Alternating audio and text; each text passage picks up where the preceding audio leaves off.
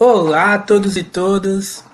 Meu nome é Jorge Costa e estamos aqui no canal STEAM é Nós para conversar um pouquinho sobre ciência, tecnologia, engenharia, artes e matemática.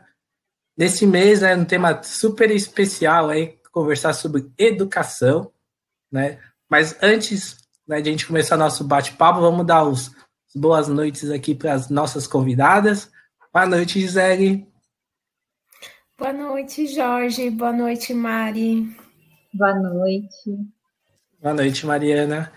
Bom, antes de a gente começar o nosso bate-papo sobre educação e ciência como fomentadora de transformação social, vamos apresentar nossas convidadas, né? A nossa primeira convidada é a Gisele Matos Chaves. Ela é bacharel e licenciada em História pela Universidade de São Paulo. Foi professora da Rede Estadual de São Paulo e atuou como educadora bolsista no Museu de Arte Contemporânea da Universidade de São Paulo. Atualmente trabalha como produção e edição de materiais didáticos da disciplina História e é educadora de Ciências Humanas e suas tecnologias no cursinho popular do Capão.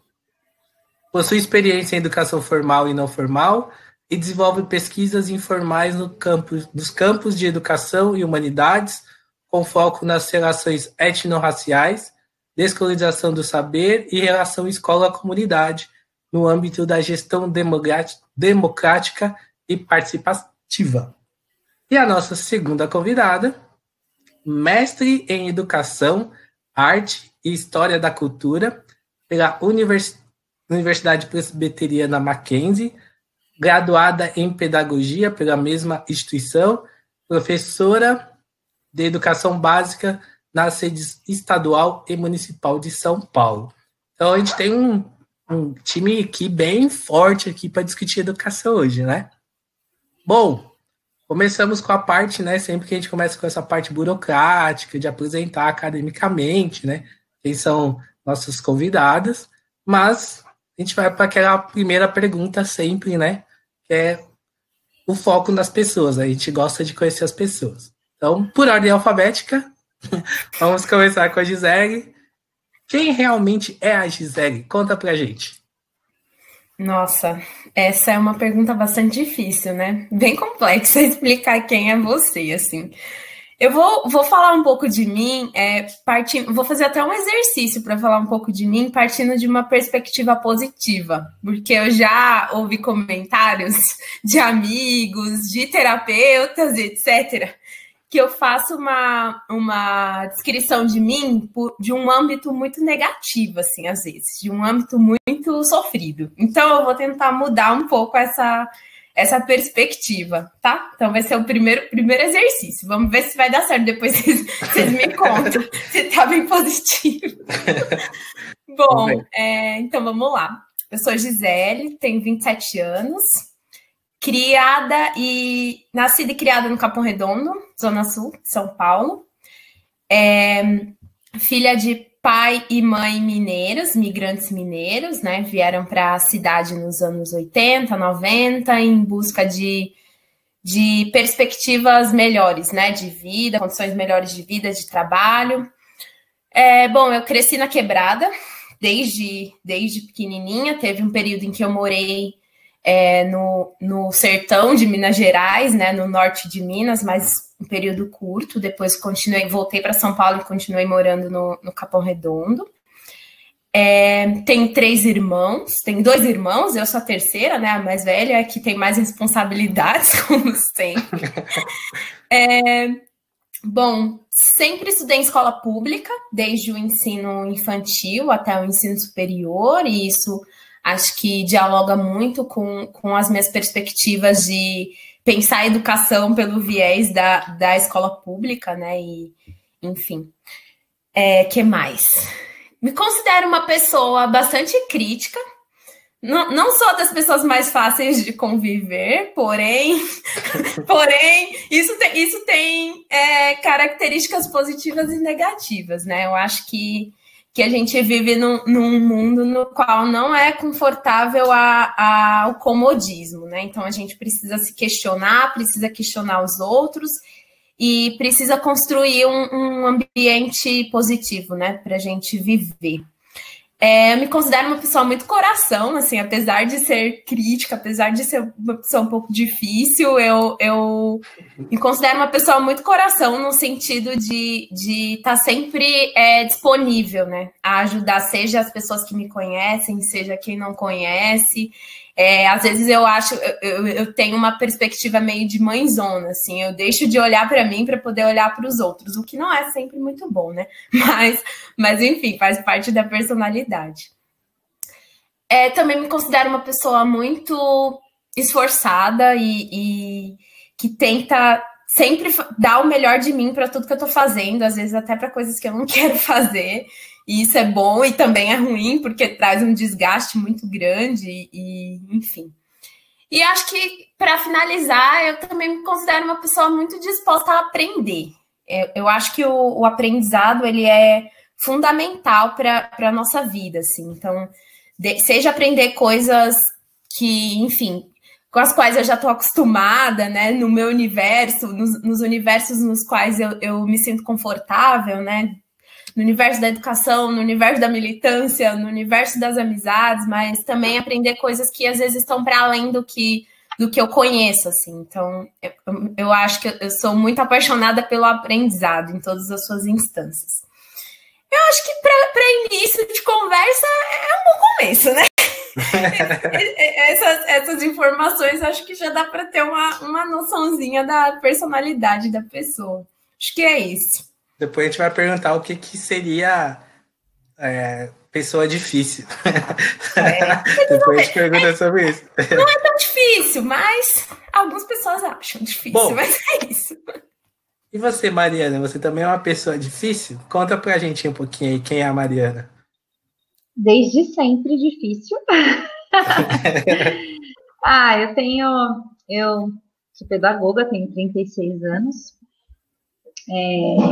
Atuo na escola pública por opção e porque eu sou oriunda dela, né? Também sou nascida e criada e crescida e etc.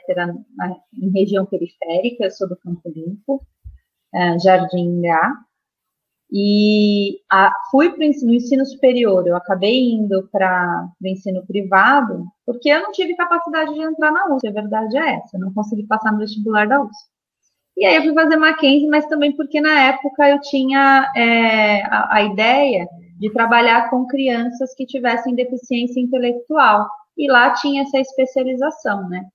Então eu fiz até a oitava série numa escola do bairro, e daí depois eu fui fazer Mackenzie por conta disso. Eu sou atriz também, e eu fui fazer pedagogia porque minha mãe insistia e dizia que eu tinha que ter um plano B, porque ela ficava com medo de eu morrer de fome.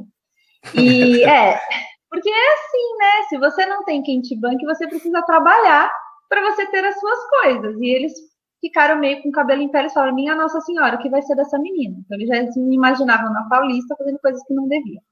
Não que lá tenham pessoas que façam coisas que não devem, não foi isso que eu quis dizer. Mas foi isso, a história foi essa, ok? Aí eu fui fazer magistério para pagar o curso de teatro e fiz paralelamente as duas coisas.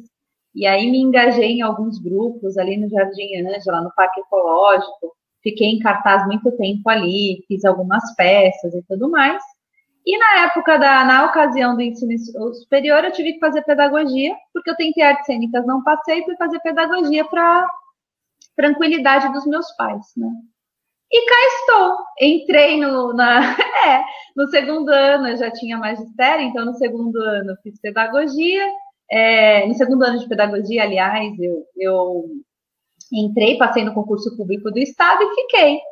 Na época era o melhor lugar, era o lugar que melhor me pagava, né? Na época, na ocasião. E eu não imaginei que fosse ficar tanto tempo, e daí já vai quase 15 anos, né? De Estado e depois prefeitura e tudo mais.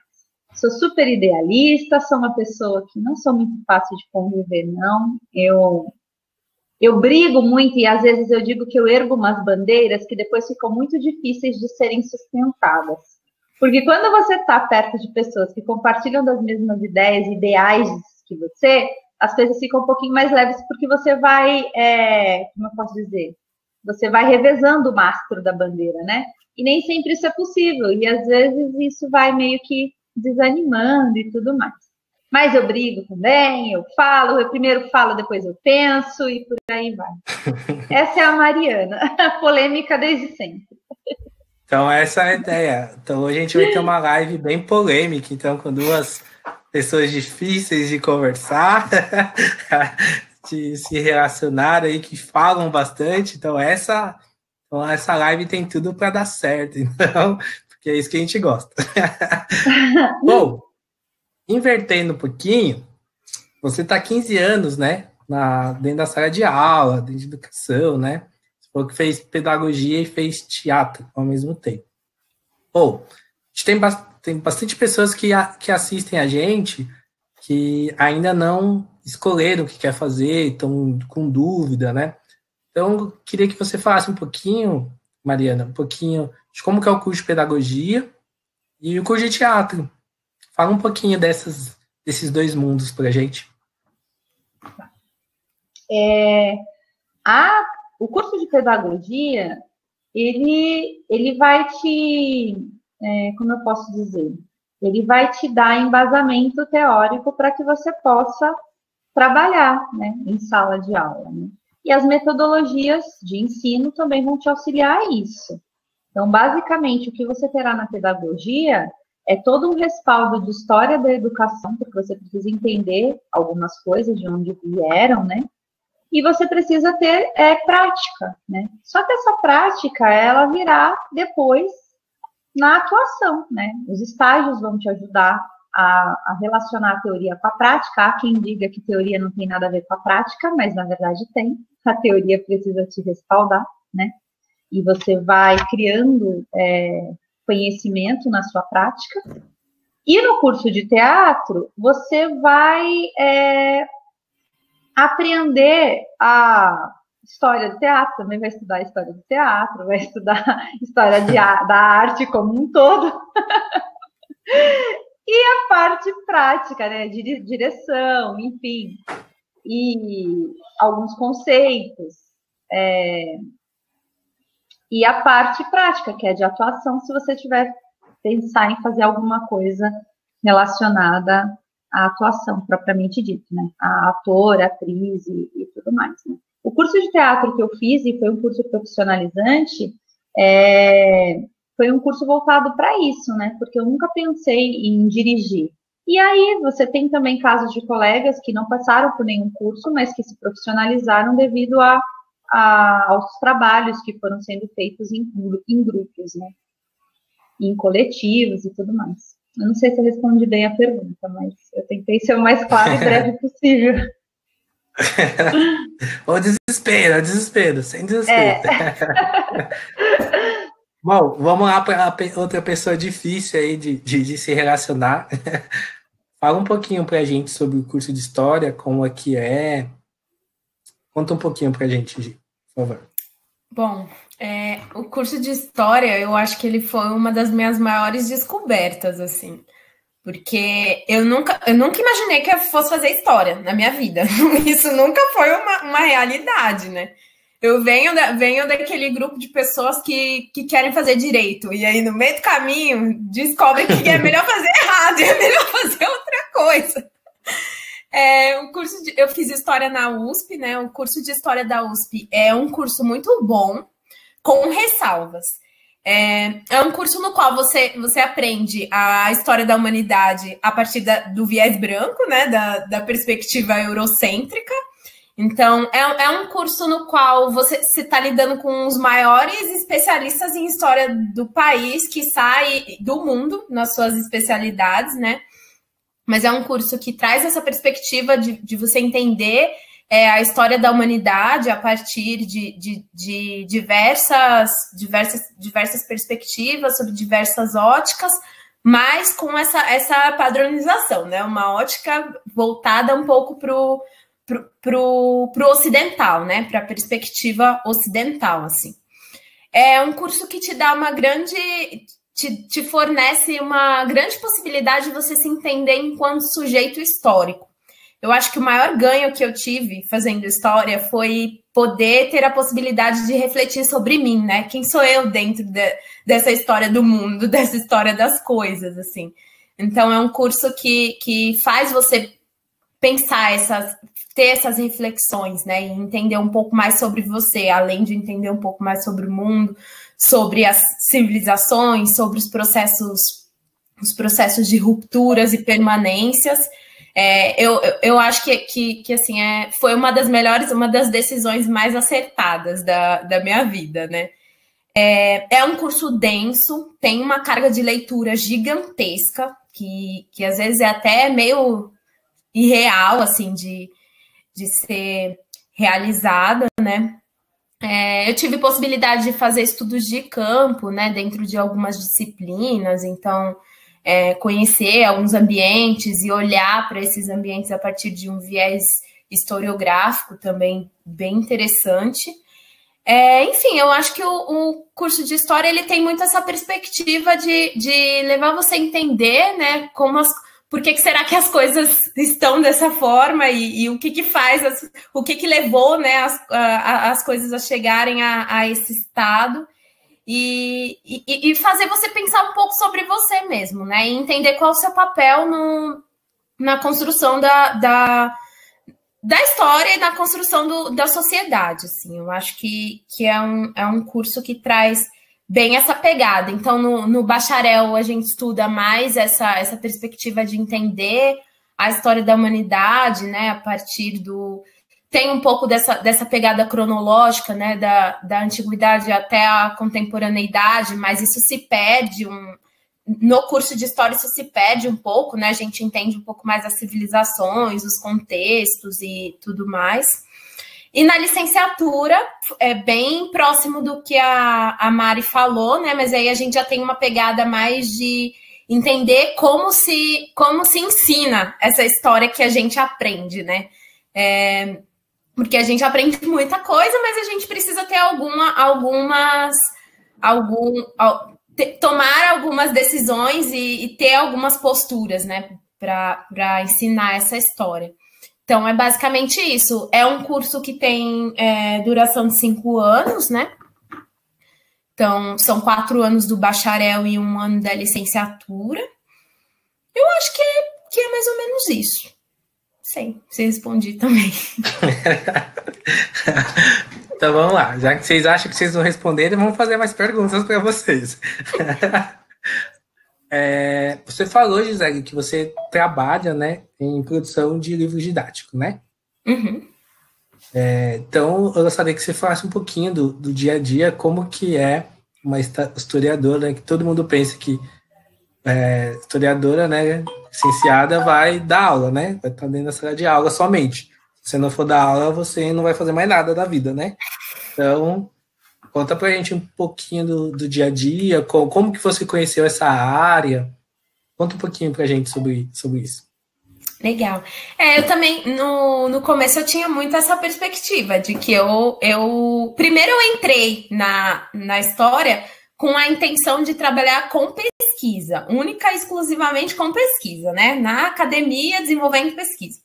Só que ao longo do tempo eu fui descobrindo uma professora que estava escondida dentro de mim e meio que comecei a deixar a pesquisa de canto, assim, né? Não que hoje eu não tenha interesse, mas eu acho que o lado da licenciatura me chamou, me fisgou muito mais.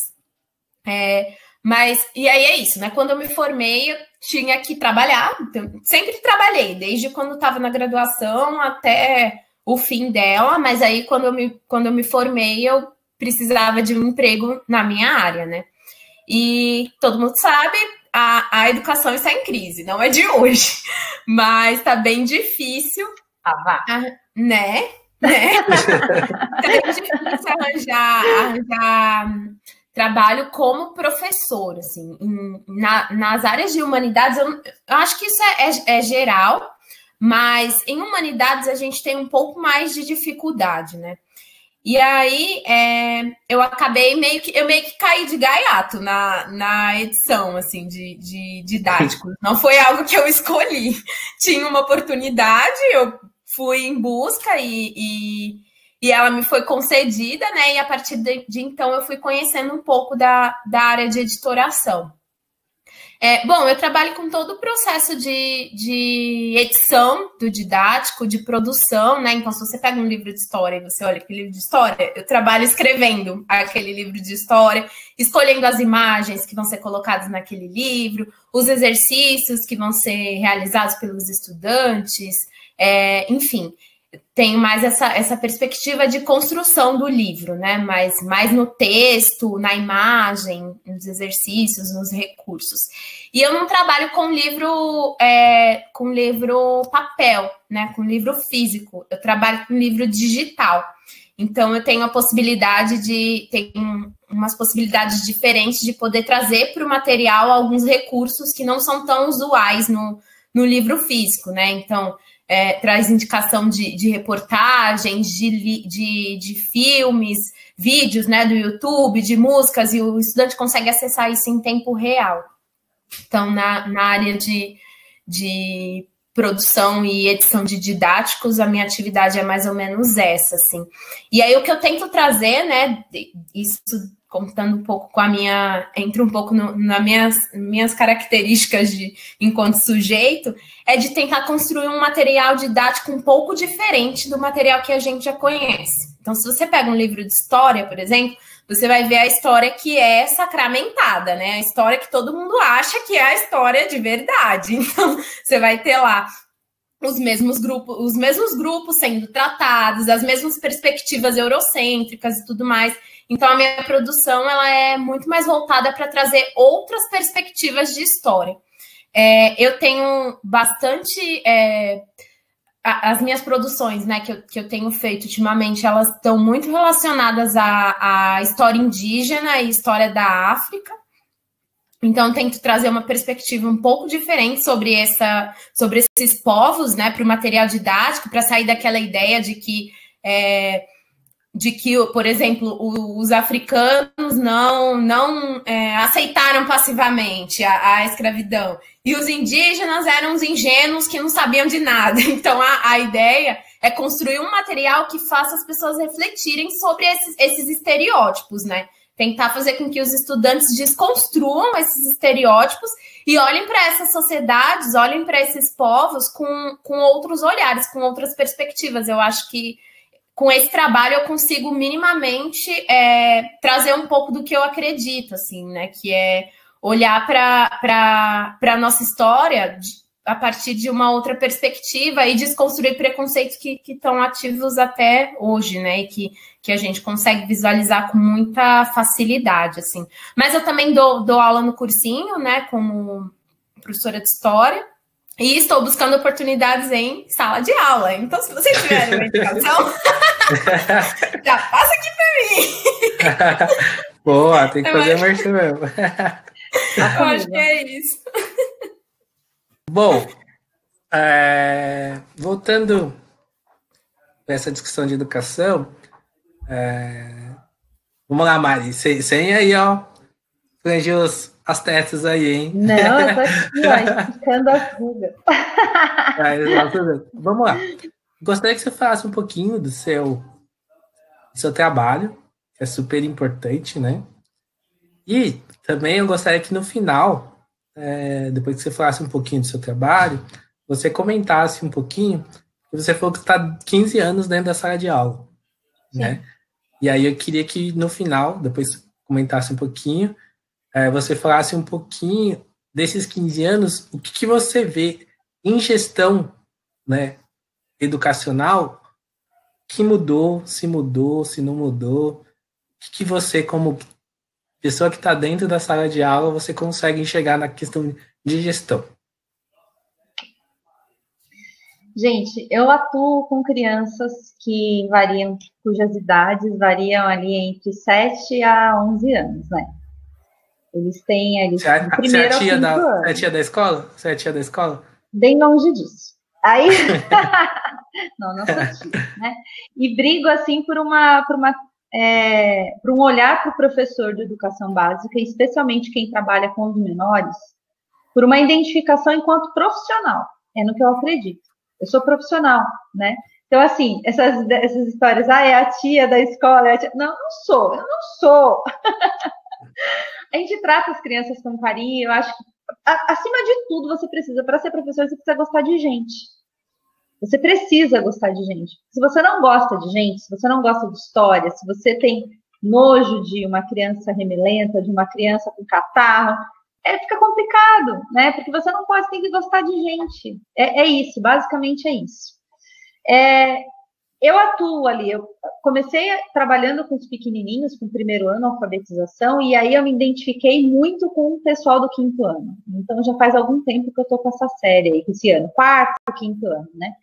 Porque eu acho que a conversa ali com eles é mais de igual para igual, eu consigo atuar melhor com eles, né? De conversa mesmo, de falar, meu filho, vem aqui, vai. Chora que eu te escuto, chora que a tia te escuta. E é uma fase muito complicada, porque são crianças que não estão nem adolescentes, que é uma fase difícil para Dedéu, a gente sabe disso, né? Mas eles estão em transição, e tem criança que adolesce muito mais cedo, né? E aí você lidar com esses, como é que eu posso dizer? Essas angústias todas, apesar de já estar aí há algum tempo, para mim me encanta. Eu acho que eu tenho muita coisa a dizer, porque as coisas pelas quais eles passam não são muito diferentes das coisas pelas quais eu passei, sabe? Essas angústias, essas paixonites de infância, sabe essas coisas? Então, enfim, eles vão falar, mas você é psicóloga ou você é professora? Não, gente, eu trabalho bem mesmo. Trabalhe muito. Mas é que você tem que atuar nas duas vertentes ali, né? E de construção. Eu acho que o moleque vai para a escola, além de todo esse papel aí que a gente tem social, de acolher, de escutar e de colocar no colo quando é necessário, ele vai para a escola porque ele precisa aprender alguma coisa que fora dela ele não aprenderia. Então, eu acho que esse é o meu papel político mesmo, assim. Se não for para oferecer coisas que o menino não teria fora da escola e também de acolher aquilo que ele tem, porque os meninos têm uma bagagem imensa, não tem por que existir escola, né? Não tem por que existir professor. Eu acho que, aí passando para a segunda pergunta, o que mudou aí do ponto de vista de gestão e que ao longo do tempo, eu penso que esse papel do professor enquanto mediador, ele está cada vez mais forte em sala de aula, né? Esse papel de que você precisa acolher o conhecimento, a bagagem que esse menino, de enxergar, como a Gisele falou, de se enxergar como sujeito, mas considerar o outro como sujeito também. Eu acho que isso é importantíssimo, né? Essa história de que o professor é o dono do saber já caiu por terra há muito tempo, né? A gente precisa mediar mesmo, de acolher. É claro que você precisa saber um pouco mais, né? Se você não souber um pouco mais, o que é que você tem a acrescentar? E aí eu entro em contradição com o que eu acabei de dizer, né? E a gestão, eu acho que ainda há muitas coisas que a gente precisa conquistar. Mas eu tive a sorte de passar de ter na minha vida excelentes diretores, né? Pessoas que se preocupam e pessoas que se preocupam em ouvir o que você tem a dizer, de construir realmente uma escola que seja democrática, sabe? Que seja pública, seja laica, né? Que valorize, como a Gisele falou também, todas as culturas e não apenas a europeia, né?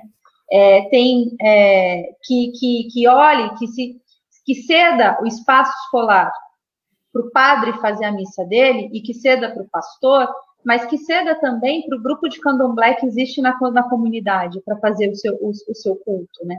Então, isso eu acho que são coisas que estão sendo mudadas na escola, aos pouquinhos, né? Assim, muito devagar, né? Porque a gente se pega a alguns vícios, e estou falando de direção, e estou falando de professor também, né? Que foram construídos e estão enraizados há muito tempo. E a gente, para quebrar com isso, é muito complicado, né? Então, assim, Dia dos Pais, Dia das Mães. Então, se faz Dia das Mães na escola, mas não se faz Dia dos Pais, porque nem toda criança tem pai. Mas a gente está num momento em que as famílias são diversas. Então, por que não fazer um Dia da Família? Isso também já está caindo por terra, né? Então, você não faz Dia das Mães nem Dia dos Pais, você tem que valorizar a criança, as crianças nas suas diferenças, nas diferentes famílias que existem. Então, vamos fazer um Dia da Família na escola, né?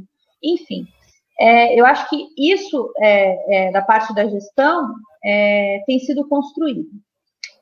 Eu costumo dizer que há algumas pessoas que pensam que o espaço público, por ser público, não é de ninguém.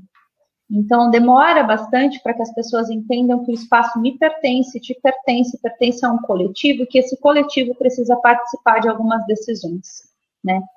E, como eu falei, eu tive a sorte de ter bons diretores na minha vida, assim, que realmente valorizavam essa troca, né, com a comunidade escolar. E entendo a comunidade escolar não só com a comunidade no entorno da escola, mas com os professores, com os funcionários, com todo mundo que frequenta ali aquele espaço. E eu tenho agora, atualmente, numa das escolas nas quais eu trabalho, uma diretora que ela fala, e a filosofia dela, assim, né? Que é uma coisa que meio que se tornou meu mantra também, né? Que a escola, ela precisa existir para os alunos, precisa trabalhar com os alunos e precisa agir por eles. Se não for para, com e por, não tem por que existir, né? Então, eu acho que isso também é uma construção aí que a gente vai meio que ajudando, né? E sendo meio que alimentado de pessoas que têm um ideal parecido, assim, com o que eu penso, né? Como eu falei logo no início, quando eu estava me apresentando, eu estou na escola pública por opção, né? Apesar de ser oriunda de escola pública, e isso é ótimo, porque eu também acho que vida inteligente existe na escola pública, lá vou eu, porque você pode falar, você pode brigar, sabe? Tem uma série de vantagens que você pode debater dentro do espaço público. Isso eu acho muito bacana, quando é possibilitado, né, que você faça isso. Você fala assim, mas como assim? E o privado não tem?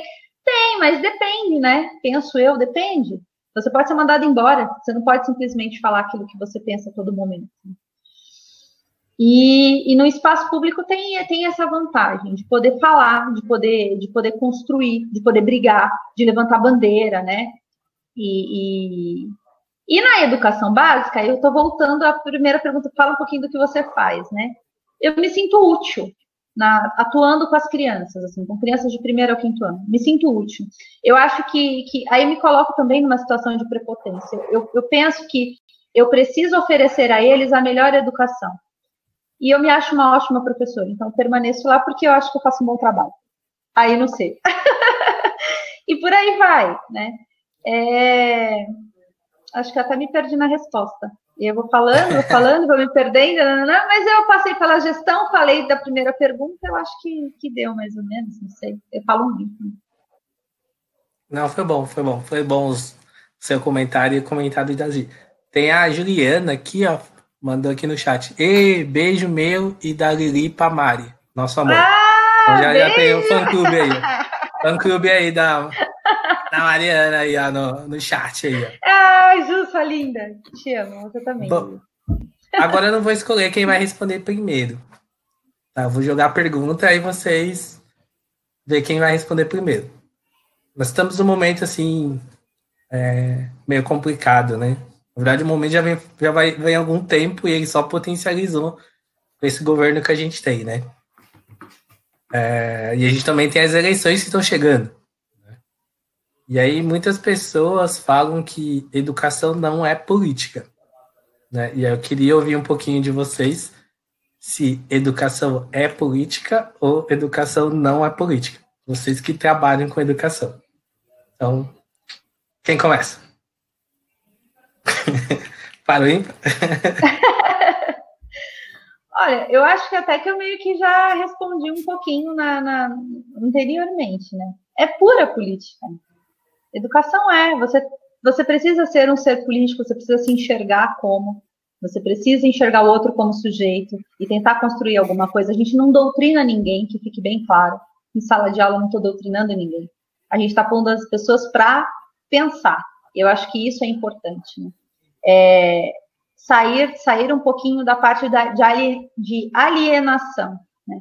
E no conceito de alienação, no sentido de que as pessoas precisam saber de onde são, quem são, para onde querem ir. E isso é um processo. E é um processo político que precisa ser construído, né? Enfim, vai, Gi, e aí eu entrando também, vou te dando espaço. Eu falar, pô, Mari, como assim? Imagina, que isso. Eu concordo muito com o que você falou, Mari. Eu acho que, assim, viver é político, né? A gente precisa escolher, escolhas são políticas, e dizer que educação não é política é negar uma coisa que existe, né? Bater palma pro negacionismo que tá aí a torto e a direito, iludindo as pessoas. É plana como uma pizza, né? Não é mesmo? Então Mas a Terra não é plana? Como uma pizza? Para! Eu acho que é isso, né? A gente vive num contexto no qual a intenção é apagar as ideias, é apagar o debate, é apagar as relações, né? Da forma como elas devem acontecer, assim. E dizer que a educação não é política é negar que a educação faz parte da sociedade. Para mim é simples assim. Nem tem muito o que discutir, né? Eu acho que para as pessoas que usam do discurso que educação não é política, elas estão fazendo uma escolha, que é politizar a educação também. Né? É politizar a educação. É colocar o teu viés, a tua perspectiva num processo que é político, né? Então, eu penso que, por exemplo, eu vejo muito essa discussão, né, de doutrinação e de tudo mais, assim, e quando essa discussão ela aparece, geralmente quem está dizendo que um grupo X faz doutrinação, eles próprios que estão doutrinando, né? Eles próprios que ignoram a liberdade de pensamento e de expressão. Eles próprios que limitam as pessoas a refletirem, né, sobre diversas questões que envolvem o seu cotidiano, a sua vivência. Então, acho que isso, para mim, isso é doutrinação, é você evitar de deixar a pessoa se expressar, de deixar a pessoa se colocar, porque só a sua opinião e só a sua perspectiva é a que vale, né? E aí eu penso muito isso quando a gente vê essas discussões de escola sem partido ou de discussões que se dizem apolíticas, né? Elas não são apolíticas, elas fazem escolhas e as escolhas delas são políticas e são conscientes. Então, por que não se debate a educação sexual nas escolas? E isso é político, isso é decidir, né? Pela vida do outro, pelo que o outro pode saber, o que o outro não pode saber, assim. Muita informação nos livros, né, Gi? Total. Eu acho que é muito isso, né? Eu acho que escolher é político. E quando a gente fala de educação, a gente faz escolhas, né? Quando a gente vai dar a nossa aula, quando a gente vai pensar o nosso plano, o nosso planejamento escolar, e quando a gente vai pensar no nosso livro didático, tudo isso é escolha, né? Então, para mim, sempre vai ser político. E se está dizendo que não, tem alguma coisa aí que a gente precisa entender, né? Da onde está vindo, assim. Olhar com desconfiança, né? Como assim? Sim. Que história é essa, né? Como que você constrói alguma coisa sem fazer política, sem puxar para o debate, sem trazer a pessoa para pensar, ou se colocando também no lugar de pensador, né? Porque falar assim, trazer alguém para pensar, significa que essa pessoa não está pensando, quando na verdade está. Pode não estar concordando com o que você está dizendo, mas está pensando também, né? Então, é um papel de escola isso, né? É o papel da escola, do chão da escola, né? Então, assim, eu vou ensinar a história, a formação do povo brasileiro, não dá para eu ficar pensando que o homem branco ele foi inocente em todo esse processo, né? Não dá para ficar achar como era na nossa época, e que então a gente vai trabalhar só com as datas comemorativas, porque fica todo mundo feliz, e as datas comemorativas também foram feitas de um ponto de vista do catolicismo, do homem branco, etc. Né? Então a gente precisa apresentar aí vários elementos para que as pessoas possam se reconhecer, né, enquanto sujeitos também. Porque depois de tanto tempo negado, alguns foi nos negado há tanto tempo alguns reconhecimentos, né? E o Emicida fala isso. Ele vai dizer o seguinte, que a gente está numa sociedade extremamente preconceituosa, que quando as características são brancas, elas clareiam, todo mundo enaltece. E na hora que escurece, a mesma coisa não acontece, né? Porque a gente passa a gente está durante tanto tempo tratando isso, inclusive na escola, de uma maneira equivocada, não estou dizendo errada, mas equivocada, que fica complicado você romper algumas barreiras, né? E isso é uma escolha política. Passa, sim, pelos nossos livros didáticos, e quando os livros didáticos não derem conta disso, porque passa também pela pessoa que está lendo aquilo, o professor precisa fazer essa mediação. Então, não tem como ter escola se não for uma escola política, democrática e laica. Bom, hoje a gente tem algumas questões aí no chat, né? O Renato falou assim: para funcionar, toda escola deve possuir um projeto político pedagógico, um PPP. Até as escolas particulares precisam apresentar seu PPP ao Estado para conseguir autorização de funcionamento. Não sei se foi uma pergunta ou se foi uma afirmação, mas vamos levar que foi uma afirmação. Renato, capricha na pergunta aí depois aí, pra gente fazer de novo para nossas convidadas. Então, emendando essa fala do Renato, eu queria que você... Mariana está há 15 anos dentro da escola pública, então ela passou aí um processo, e a gente trabalha muito na questão de livro didático. Aí eu queria que vocês comentassem um pouquinho, falar um pouquinho se a gente pudesse falar um pouquinho que é a palavra da moda, né, da descolonização do ensino, né? Então, eu queria que a Gisele comentasse um pouquinho como está sendo isso. Você trabalha por um órgão particular, né? Pelo jeito. Como que se está sendo bem aceito e como está sendo aceito, né? Porque toda vez que a gente dá alguns passos para frente, a gente precisa refletir em cima disso, né? E também eu gostaria de que você, Mariana, falasse um pouquinho como que isso está se dando dentro das escolas públicas. Se está dando, se não. Porque a gente tem um PHND, né? O Programa Nacional do Livro Didático, e, teoricamente, esses livros, né, com uma abrangência maior de conceitos e conteúdos, cheguem dentro da escola pública. Então, gostaria que vocês comentassem. Mariana, começa comentando agora. Mas você falou, Gisele, começa? Eu falei, não, a gente... Pegadinha, a gente volta para você primeiro. O Renato falou que é uma afirmação.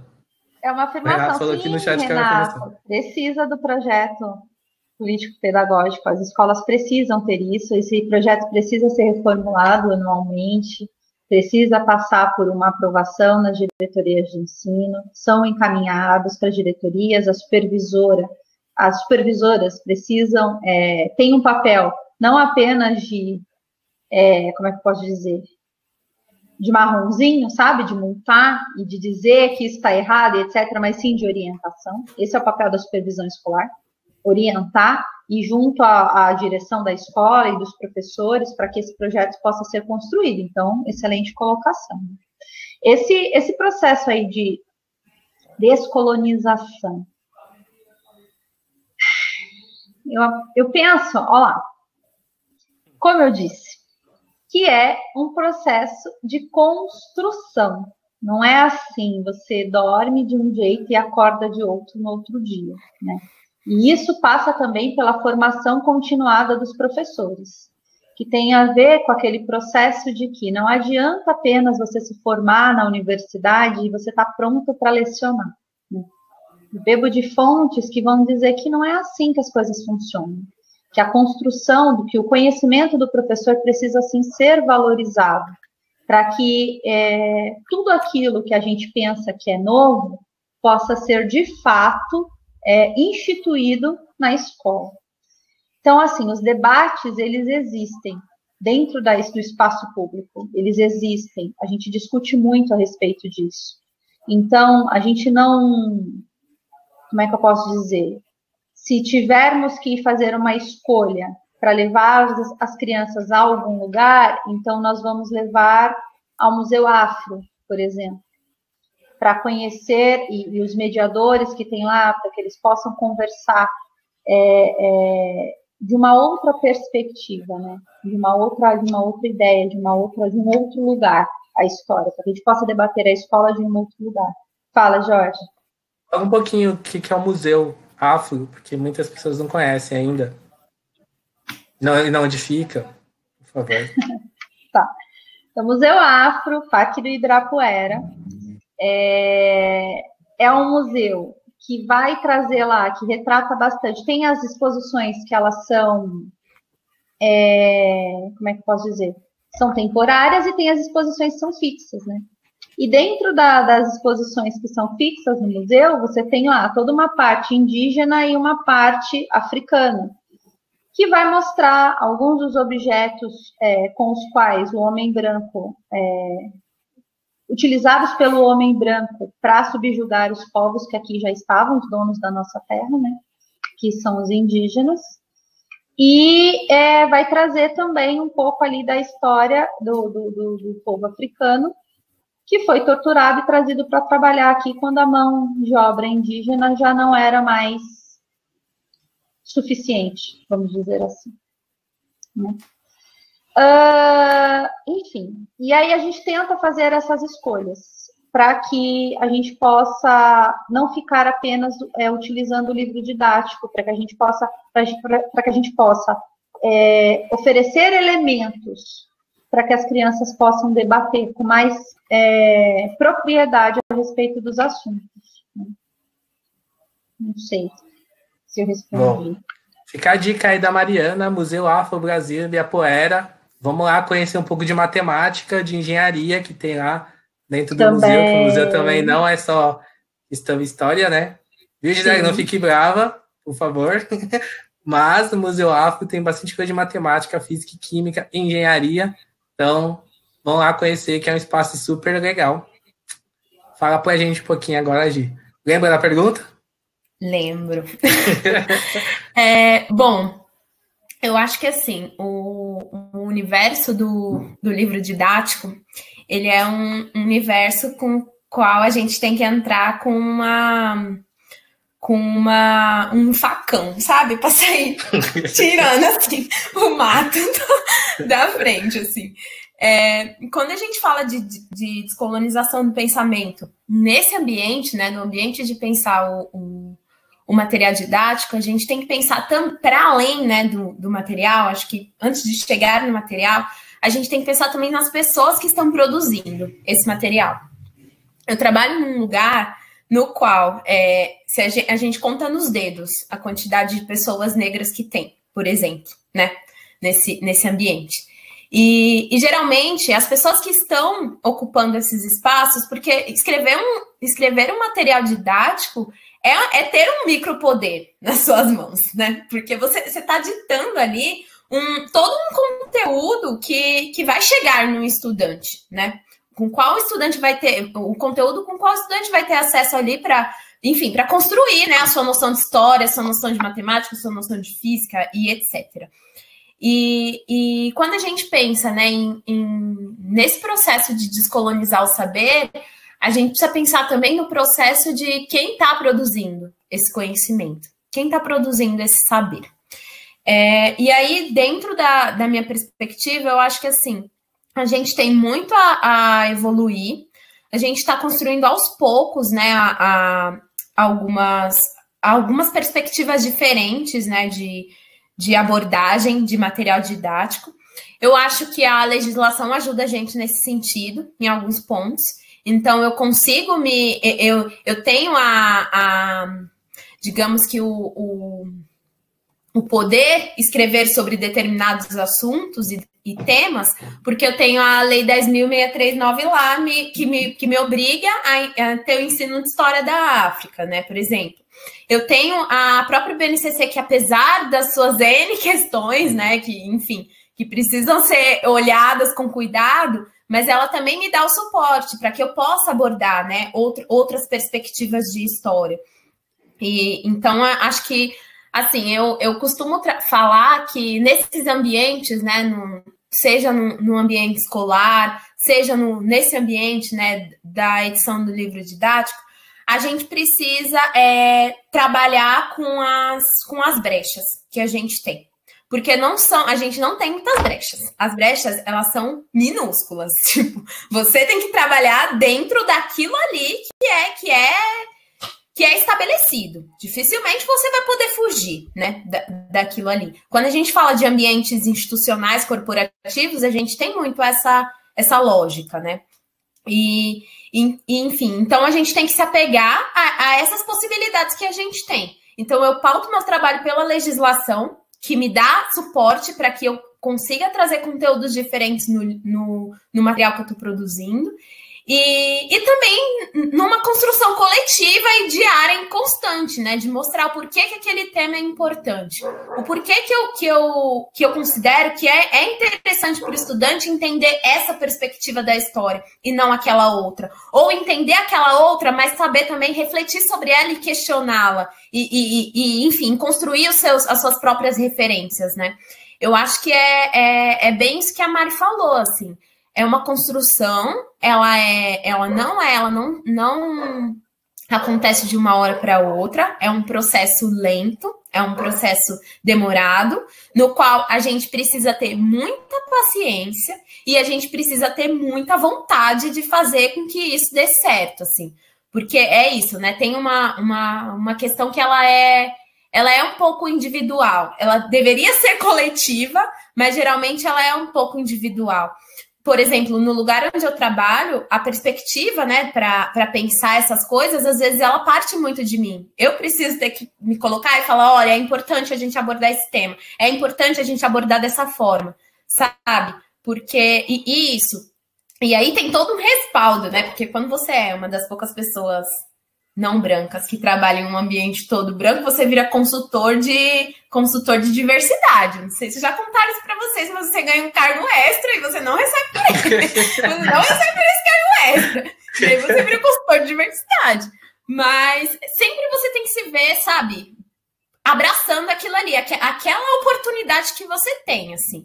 E eu acredito que as produções que eu tenho feito ultimamente, elas têm muito essa perspectiva de abraçar as oportunidades. Então, se eu vejo que eu tenho uma oportunidade aqui para debater um conhecimento que ele está sacralizado, mas que, na verdade, a gente sabe que tem N questões que devem ser abordadas, eu agarro essa oportunidade com todas as minhas forças e vou, e atuo em cima dela, assim. Então, é isso. Eu acho que parte de uma perspectiva individual, mas que também é algo que você precisa construir coletivamente, né? E é um processo dolorido, é um processo difícil, mas é um processo que está se iniciando. E isso deixa a gente numa posição um pouco melhor do que há alguns anos atrás, né? Hoje eu pego um livro didático que eu estou produzindo e olho um outro livro didático que foi produzido, sei lá, em 2010, 2009, você vê que tem uma diferença muito grande nesse material, né? Tem uma diferença de perspectiva muito grande. Ainda não é ideal, né? Ainda precisa de mais espaços. Ainda precisa de mais... de você ir criando essas possibilidades. Mas já é diferente. Então, isso já é um grande marco, né? E eu acho que é isso. O papel do professor como mediador, né? Nesse processo de lidar com o material didático, ele é essencial, assim. Porque é isso. A gente que está produzindo, né? Esse material, ele é um produto mercadológico, se a gente for pensar, né? Porque ele é um produto para ser comercializado, ele custa muito caro, né? Então, não é algo que é... Enfim, ele é um produto mercadológico. Por ser mercadológico, por ter todas essas questões comerciais, é isso. A gente também não consegue super extrapolar, né? O espaço que a gente tem, assim. Então, a gente conta muito com essa via de mão dupla, né? Então, a gente abre aqui, cortou, pega o facão, cortou capinou aqui. E aí, a gente espera também que o professor, né, que dialoga com esse material, saiba utilizá-lo, arrancar aquilo ali que ele tem de positivo, né? E aproveitar aquilo, e transformar, e criar outras coisas. Então, eu acho que é isso, esse processo de descolonização do conhecimento, né, cada parcela, cada grupo tem a sua responsabilidade, né? E o importante é que faça uso, né, dessas possibilidades para poder criar outras coisas e fazer com que os estudantes levar os estudantes a refletir a partir de outras perspectivas. A gente já vive num cenário no qual a informação está dada, né? Por mais que ela não seja de fácil acesso para todo mundo, hoje em dia a gente consegue acessar a informação com muito mais facilidade. Então, a gente sai desse papel do professor que tem toda a informação só para ele sozinho e ninguém tem mais nada, porque ele sabe de tudo, mas a gente chega num momento no qual a gente precisa saber como a gente lida com a informação que a gente tem, né? Como a gente pensa a partir daquela informação que a gente tem, o que aquela informação agrega para a gente, como a gente interpreta. E eu acho que o nosso papel enquanto educador, na sociedade que a gente vive hoje, é esse, né? É o papel da mediação, é o papel de fazer pensar sobre a partir de outros referenciais e perspectivas, assim. Então, é isso. Eu acho que é um trabalho, né? Como transformar esse montão de informação em conhecimento? Eu acho que a grande dificuldade é essa, né? Sim. Como transformar? Porque o acesso à informação, ainda que seja difícil para alguns, ele está aí. Então, você digita em qualquer site de busca e você consegue ter um turbilhão de coisas. E como conduzir isso e como acolher aquilo que os meninos trazem de informação e puxar um paralelo com o livro que foi produzido por alguém que pensou sobre ele, o que é que se pensou, o que se tentou propor, qual foi a discussão que se propôs ali e dar mais coisas e dar alguns outros elementos para que a gente possa transformar esse monte de informação em conhecimento. Eu acho que a grande sacada do momento é essa, né? E dificuldade, desafio. É isso mesmo. Tá. Vou trazer um desafio para vocês aí, que eu não sei se tem resposta, mas eu vou jogar para vocês. Falaram muito professor agora sendo mediador. A gente tem muitas informações e transformar essas informações em conhecimento.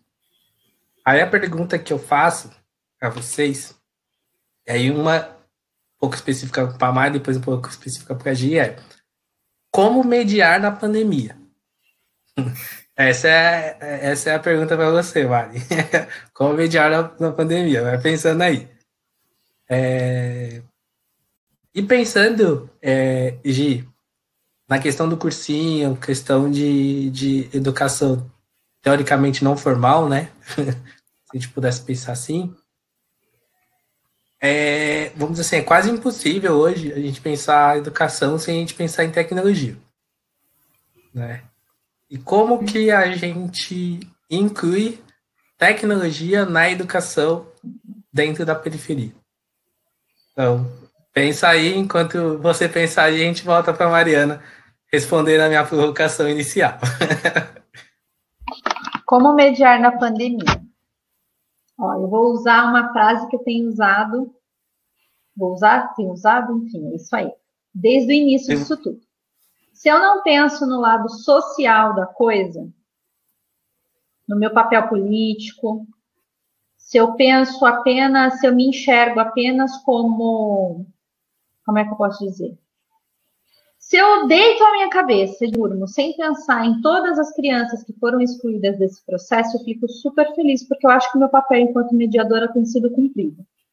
Eu tenho lá um número relativo, né, em cada um dos meus encontros, eu atuo em 2 escolas, e eu consigo, com quem tem acesso, fazer esse bate-bola parecido com o que nós estamos fazendo aqui. Então, eu proponho uma discussão, eu proponho uma pesquisa, porque a criança já tem acesso à internet. Ela já tem um celular que comporta o aplicativo X ou Y para que ela possa fazer uma busca. Então, eu consigo propor uma pergunta, eu consigo pedir que ela pesquise, eu consigo ter o retorno daquilo que ela está fazendo e eu consigo dialogar com essa criança aqui, simultaneamente com ela. Simultaneamente não. Como é que eu posso dizer? Ao vivo, né? Consigo conversar com ela. Esse é o primeiro ponto. Então, o meu papel de mediação com uma determinada quantidade de alunos que eu tenho tem sido cumprido assim, porque as coisas estão funcionando. Com uma outra parte dos meus alunos. E aí a gente vai cair, em período pandêmico, em diversos fatores, que nem todo mundo da periferia tem acesso a uma internet de qualidade, que permita ficar conectado durante um bom tempo para assistir um vídeo do YouTube, para assistir a aula gravada, e que eu posto no YouTube também para fazer essa mediação. Então, essa criança não vai ter acesso a isso. E quando ela tem acesso a essa internet, nem sempre ela tem um aparelho que suporta. Então, isso também é um dificultador, né? Porque não comporta, ele não consegue baixar tudo. Ou, às vezes, tenho casos também de alunos meus que o único celular da casa fica com o pai, que não ficou em casa durante a pandemia, porque ele permaneceu trabalhando. Porque pessoas dos setores de serviços, pessoas que atuam nos serviços essenciais não pararam, né? Nós temos filhos de alunos cujas mães são empregadas domésticas, que não entraria aí no serviço essencial, mas que a mãe sequer parou um dia, porque continuou trabalhando. E o único celular da casa é o celular dela. Então, aí, como fazer essa mediação? O que a lei pediu que nós fizéssemos, professores, foi que nós elaborássemos roteiros de estudos, que esses roteiros pudessem ser disponibilizados para a comunidade. Então, que essa criança o pai dela retirasse esse roteiro na escola. E aí, como fazer essa mediação se você não consegue conversar e a criança recebe um papel de tudo aquilo que ela precisa fazer? Esses roteiros, no início, eles estavam bem engessados, né? E aí, eu tenho também a sorte de contar com boas coordenadoras. Você fala assim, mas nas suas escolas tudo perfeito? Não, a gente briga demais, não está nada perfeito. A gente só... não tá, gente, bem longe disso. Então, não saiam com essa ilusão, né? Mas eu também penso que para falar mal da escola pública, a gente está cheio de pessoas. Estamos cheios de pessoas para falarem mal. Então, meu propósito é falar bem. Então, eu vou falar daquilo que acontece e daquilo que, a meu ver, são coisas boas, porque senão a gente também... Não serei eu, enquanto professora de escola pública, a falar mal do meu trabalho, do trabalho de tantos colegas que são muito bons. Não vou fazer isso. Então, eu vou falar daquilo que dá certo, né?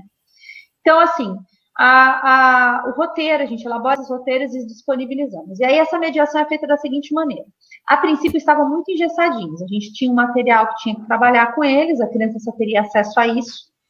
Então, a gente fez lá um roteiro, fazíamos um cronograma durante a semana e colocávamos lá o que a criança tinha que fazer, executor de tarefa. Ela fazia a página tal, a página tal, a página tal, a página tal. E aí, semanalmente, disponibilizávamos ali como a correção dessas atividades. E aí, sendo muito cutucadas, né? Não, mas isso está muito engessado, não é assim, não pode acontecer dessa forma. Como é que você tem que pensar em alguma coisa que seja diferente? Então, o que a gente pensou? A gente começou a transformar alguns vídeos, primeiro, encurtar os vídeos. Então, a criança, se ela tiver que ficar conectada, ela fica menos tempo. Depois, transformar aquilo que nós passaríamos por vídeo para algumas dessas crianças que têm acesso, para essas que não têm, em textos. E propondo atividades que fossem mais experimentais. E propondo desafios. E tenho também colegas que são excelentes, que trabalham comigo, e uma delas, em especial, falou, olha, eu acho que se a gente se propusermos desafios matemáticos que sejam curtos, que coloque a criança para pensar, de repente a gente consegue trabalhar com mais efetividade com essa criança. E foi aí que a gente começou a melhorar esses roteiros. Bem longe de ser o ideal, porque é diferente quando você consegue olhar para a cara do fulano e ele pergunta e você consegue responder e você consegue... É diferente. E eu tenho crianças com as quais eu perdi totalmente o contato desde que a gente saiu nesse processo de pandemia. E a gente está em casa desde março, né? Então, são crianças assim, que a gente sabe delas, porque elas retiram os roteiros na escola, e porque os pais contam. Mas mediar mesmo, sem ter esse contato, seja remoto ou presencial, é muito complicado. Você precisa tentar fazer essas adaptações e pensar que o outro, se ele for um leitor proficiente, ele vai conseguir entender tudo aquilo que você escreveu. E a gente sabe que nem sempre a gente consegue contar com isso na periferia, né? Por uma série de fatores. Basicamente é isso. A gente tenta. O importante é não desistir. Não desistir e tentar. Eu tento por um lado, eu não consigo, eu vou tentar por o outro e vamos embora, entendeu? E se tiver que se virar do avesso, se tiver que se tornar youtuber, e se tiver, eu vou fazer, né? É assim, pensando sempre que a minha parte estou fazendo, estou tentando, mas é o suficiente? Nunca será, porque a desigualdade é muito grande. Sim. Gisele, vamos salvar o mundo? A Mariana já salvou um pouquinho, a metade do mundo, de um pedacinho, agora você salva outro pedacinho do mundo. Você deixou uma bomba aqui para mim. Bom, eu acho que assim, a pandemia pegou a gente muito desajustado, né?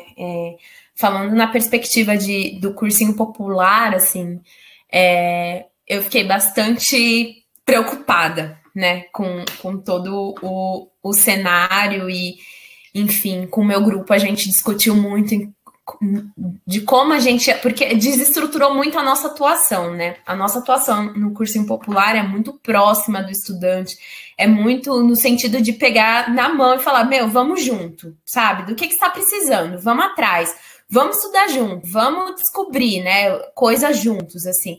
É tudo muito... É de uma proximidade tão grande que a gente vira amigo dos estudantes, né? A gente fica muito próximo deles. E é isso também, o cursinho tem toda uma lógica de funcionamento própria, né? Com aulas organizadas de forma diferente do que a gente organizaria na escola, por exemplo. Tem toda uma dinâmica que ela é muito do convívio, né? Do estar junto.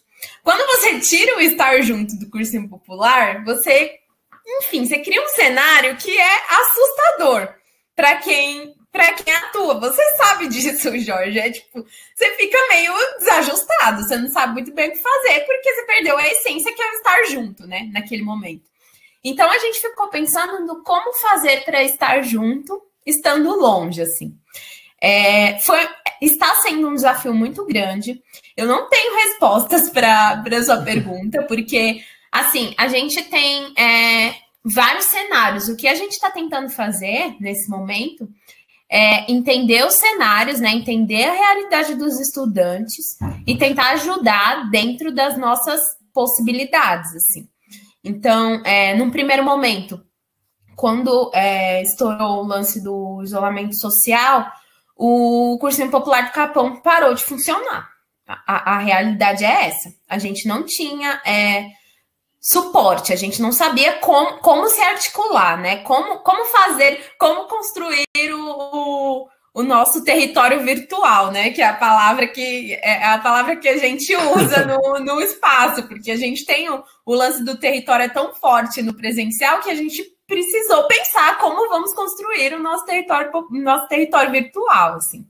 E num primeiro momento, no primeiro semestre, né, a gente meio que parou de funcionar, porque a gente não queria, desenvolver atividades, desenvolver aulas, sabendo que parte dos nossos estudantes não conseguiriam acompanhar, né? E a gente também não sabia como organizar as nossas atividades, porque a gente trabalha por área de conhecimento, a gente faz aulas multidisciplinares, com 3, 4 educadores planejam uma aula.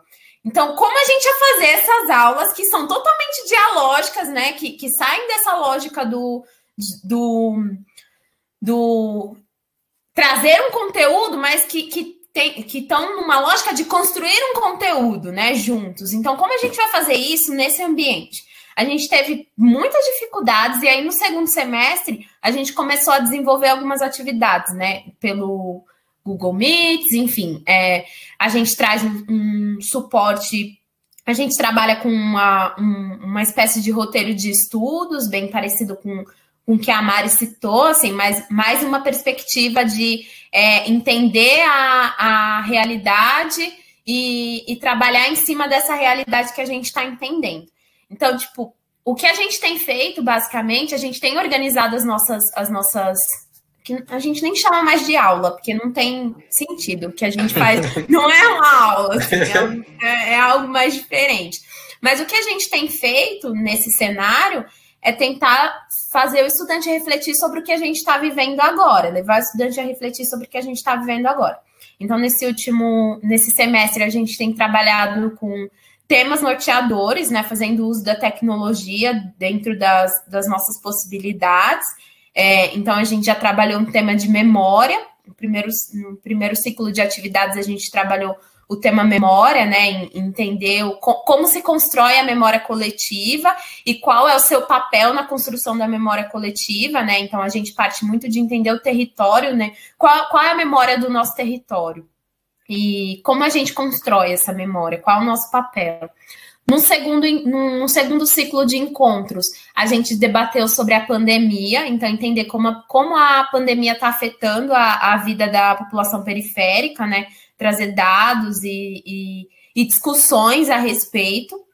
Agora a gente ainda vai trabalhar os temas de redes sociais, direito à cidade e tem mais um, que eu não estou lembrando qual é, mas tudo bem. Quando eu lembrar, Você fala, você fala. Mas a gente está trabalhando com temas norteadores e com discussões virtuais, né? Então, a gente se organiza para trazer um debate acerca de algum tema. A gente tem feito as aulas debate, né? Que não são muito debate porque os estudantes não participam, então a gente às vezes fica falando sozinho. Mas o que a gente tem feito dentro desse cenário é tentar usar a tecnologia para nos mantermos próximos, né? Então, a gente continua estando muito junto no WhatsApp, para o que eles precisam. A gente tenta entender qual é o contexto do estudante, por que o estudante não está conseguindo acompanhar as atividades, né? Então, é problema de internet, vamos tentar correr atrás. Teve casos de estudantes relatando dificuldades mesmo, né? Enfim, falta de energia elétrica, várias questões. E o que a gente tem feito nesse momento para nos manter saudáveis, né? Todo mundo se manter saudável, é tentar atuar no sentido de trazer um mínimo de conforto para esse estudante. Quando a gente fala de conforto, a gente está falando do básico, né? Então, enfim, ajudar com questões pessoais enfim, eu acho que o cursinho ele está atuando muito nesse sentido de tentar estar próximo do estudante, né? Tentar fazer o uso da tecnologia para estar perto, mas construir esse território virtual coletivamente, assim. Então, que a gente tem... A nossa atuação, ela tem ido muito nesse sentido, né? A gente não tem a gente tá... Nunca foi... O nosso foco nunca foi somente o vestibular. A gente sabe que um cursinho popular ele não pode atuar com essa perspectiva. Ele tem que atuar com a perspectiva de, sim, olhar para o vestibular, mas também de olhar para os sujeitos, né? E fazer a pessoa se entender enquanto sujeito e de ver quais são as questões que envolvem a vivência dela, né? Se entender enquanto sujeito periférico e se entender também não como fruto, né? Enfim, como a pessoa que precisa, que vai ter a meritocracia como tudo e que vai entrar na universidade enfim, a nossa perspectiva é que a pessoa se entenda enquanto sujeito, né? E que lute para transformar a sua vida e a vida de outras pessoas. É assim que a gente vê a educação. Mas tem sido muito desafiador. Eu acho que, enfim, a gente não tem respostas, né? Acho que entender a tecnologia, né? Na educação, a relação tecnologia com a educação na periferia é um cenário muito complexo, assim, tem várias questões.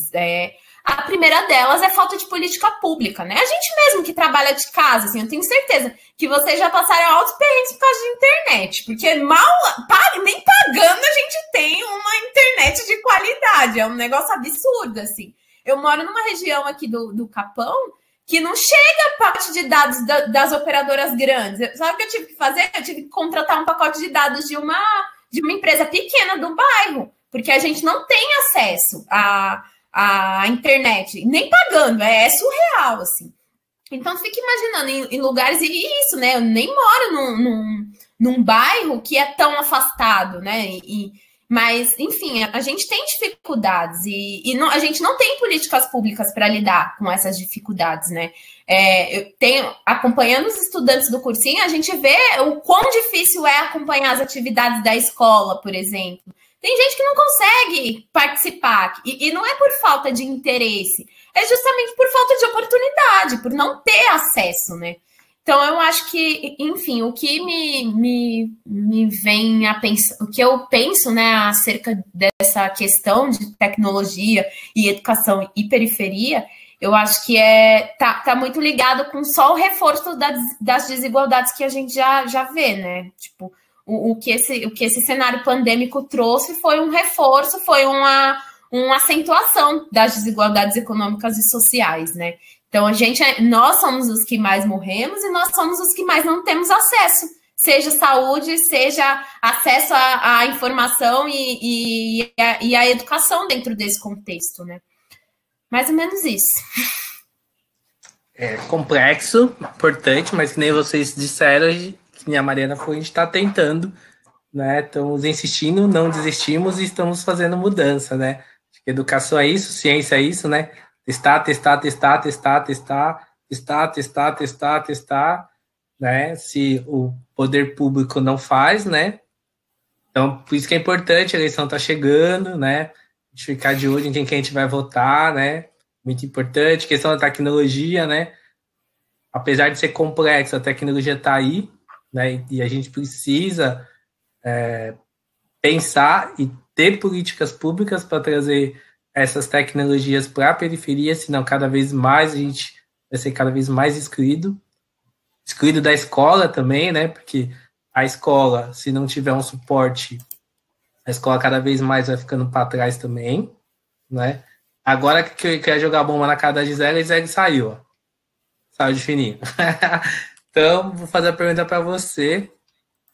Mariana, eu queria que você falasse... Voltou. Tá.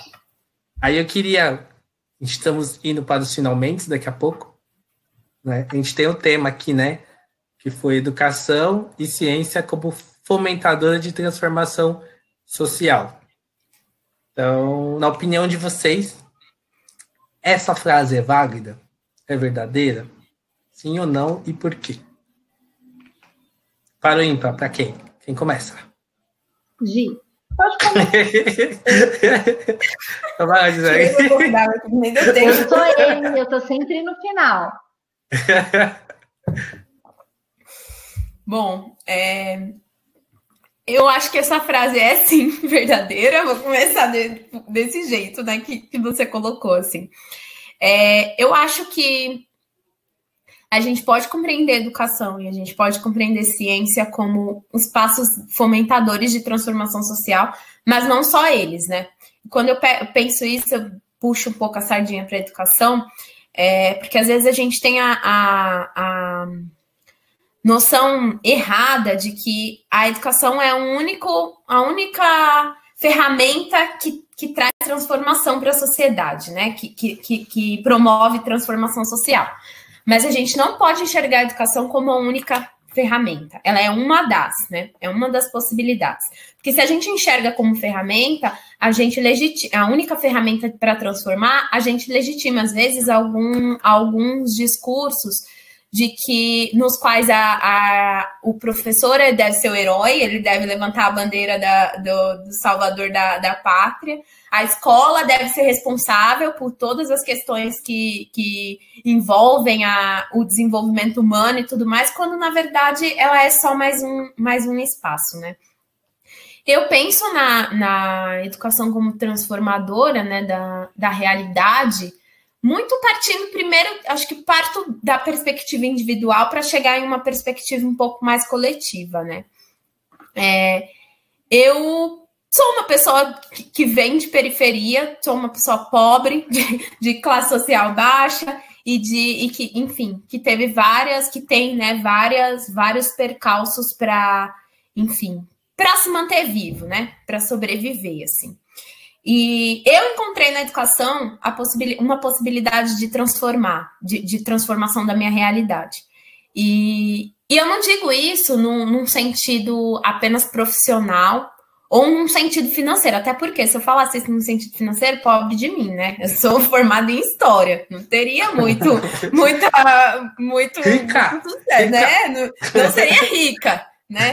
Mas Mas quando eu penso na educação como potencial transformadora, né, da sociedade, eu penso muito na perspectiva dos sujeitos, né, se entenderem enquanto sujeitos, que foi o que eu abordei lá no começo, assim. Eu acho que quando você se entende enquanto sujeito, quando você tem a possibilidade de se entender enquanto sujeito, você tem a possibilidade de entender que a tua realidade, ela não é só você quem dita, né? Não é só você que é o responsável por definir todos os destinos da sua vida. Mas você vive em um cenário, né, em uma sociedade que tem toda uma conjuntura histórica, política, social, e que traz essa conjuntura para a realidade da sua vida, assim, né? E quando você se entende enquanto sujeito, você tem o poder de se transformar, de se entender a partir de outras realidades, perspectivas, e você tem também o poder de fazer com que outras pessoas também tenham essa possibilidade, né? Então, para mim, a educação, ela transforma no sentido de contribuir para que as pessoas possam construir um novo modelo de sociedade, né? Acho que se a gente consegue ter outras perspectivas de mundo, que a gente consegue se entender o outro, respeitar o espaço do outro e saber que a gente vive num cenário, né, no qual ele não é só nossa responsabilidade, ele não é só feito por nós, assim, a gente consegue galgar outras coisas, né, e construir outras realidades para a gente, para os outros, assim. E eu digo isso pensando nessa perspectiva da educação, mas pensando na perspectiva da ciência também, né? A gente, às vezes, tem uma noção de que a ciência, ela é algo que está muito longe da gente, né? E que a gente não tem contato nenhum e que é algo que é feito por outras pessoas e em outros cenários e outros contextos. Eu acho que pensar a ciência enquanto transformadora é entender que a gente também faz parte, né? Entender que a gente também pode fazer parte do processo científico. Porque, como eu falei lá, quando eu estava falando de material didático, quando você constrói, quando você tem possibilidade de construir coisas, quando você tem possibilidade de pensar cientificamente, você tem um micropoder nas suas mãos. Então, com esse micropoder, você pode transformar algumas realidades, a sua, de outras pessoas, a sociedade na qual você vive. E eu acho que o que a gente precisa pensar, né, quem são as pessoas que têm esses micropoderes que se transformam em macros, né, em macropoderes. Geralmente, não são as pessoas que, enfim, que estão em condição social desfavorecida, né? São pessoas que estão em outros lugares, e são essas pessoas que pensam, que acham que pensam a nossa realidade, né? E que acham que podem manter a realidade do jeito que está, porque é agradável para elas.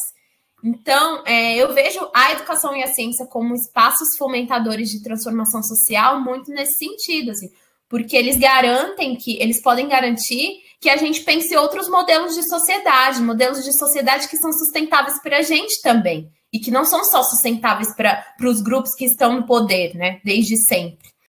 Então, eu acho que é muito nessa perspectiva, assim, né? Acho que a gente está vivendo um momento no qual a gente precisa lutar para que a gente tenha as possibilidades de acessar a educação, de acessar a ciência e de acessar esses espaços de poder que transformam a sociedade, né? Para que a gente possa pensar as transformações que a gente quer também. Divaguei bastante, fiz um bromation aqui, não sei se deu muito bem para entender, mas eu acho que é mais ou menos isso, assim. Eu acredito na educação como esse lugar da transformação, mas eu acho que não é só a educação. Eu acredito na política como espaço de transformação, eu acredito na economia, eu acredito no direito, na filosofia, sabe? Eu acredito que a gente precisa acessar esses espaços, porque só acessando eles a gente pode conseguir transformar a nossa vida, assim. É mais ou menos isso. Bom, e você, Mariana? Estava quietinha aí, só ouvindo. Eu penso que a questão está em fazermos boas perguntas. Você precisa, eu penso que a educação e a ciência, elas te dão elementos para que você possa questionar o mundo no qual você está. Sozinha, você não vai transformar nada. E eu aprendi participando isso de um congresso, porque eu cheguei lá toda, vamos transformar o mundo, e aí tinha um colega que estava apresentando lá, ele virou para mim e falou assim, eu não sei que mania é essa que vocês pedagogos têm de falar que vocês vão transformar o mundo? Vocês vão transformar se o outro quiser ser transformado, se o mundo estiver preparado para essa transformação. E digo mais, essa transformação que você tanto pensa, que você tanto sonha, pode não ser o melhor para o mundo. Pode ser uma transformação existente só na sua cabeça. E é verdade. Então, eu penso que a ciência e a educação, elas têm que estar a favor de formar pessoas, de capacitar, de capacitar pessoas para que elas possam questionar, fazer boas perguntas, porque no momento em que você questiona, você está indo atrás de alguma coisa que te angustia, e aí a transformação pode acontecer, porque a gente pensa em transformação sempre do ponto de vista do que é bom. Nem sempre o que transforma é bom, às vezes o que transforma é ruim. Não é ruim para você, mas pode ser ruim para uma série de outras pessoas. Então, tem que ser muito bem ponderado o que é essa transformação e se ela é boa mesmo e do ponto de vista de quem ela é boa, ela é válida, né? Então, eu penso assim, temos que fazer boas perguntas.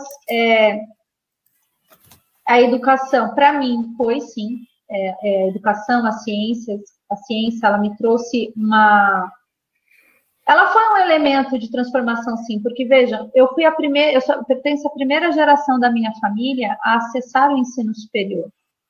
E é claro que, do ponto de vista de quem é branco, eu sou branca, isso é muito mais fácil. Eu não passei por boa parte das dificuldades que amigos meus passaram, e eu sou convicta disso.